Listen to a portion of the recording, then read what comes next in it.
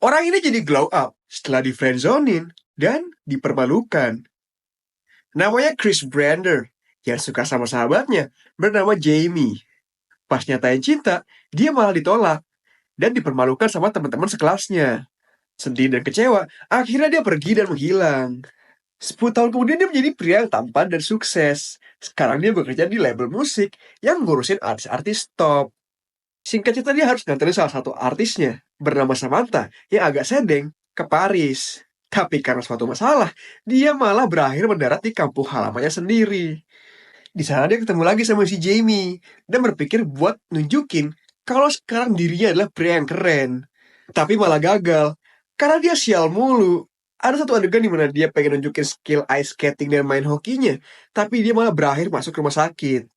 Gara-gara giginya kehantam pak hoki akibat kesalahannya sendiri. Dia juga harus berurusan sama si Samantha, yang bikin semuanya kacau.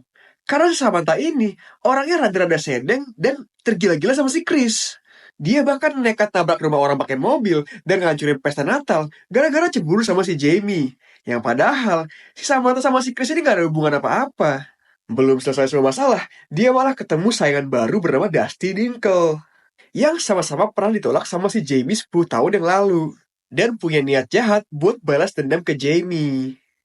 Chris yang tahu hal itu berusaha buat kasih tahu ke Jamie, tapi Jamie gak percaya. Singkat cerita, Dusty akhirnya nunjukin sifat aslinya yang brengsek setelah Jamie nolak dia lagi.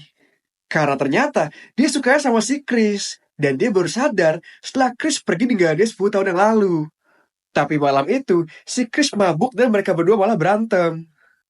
Intinya mereka berdebat tentang Chris yang dulu merasa dipermainkan dan Jamie yang merasa sedih dan kesel gara-gara dulu si Chris pergi tanpa bilang-bilang dan menghilang selama 10 tahun. Setelah itu dia pergi meninggalkan Jamie ke LA. Tapi balik lagi karena dia sadar kalau dia masih suka sama si Jamie dan dia nggak mau kabur lagi kayak dulu.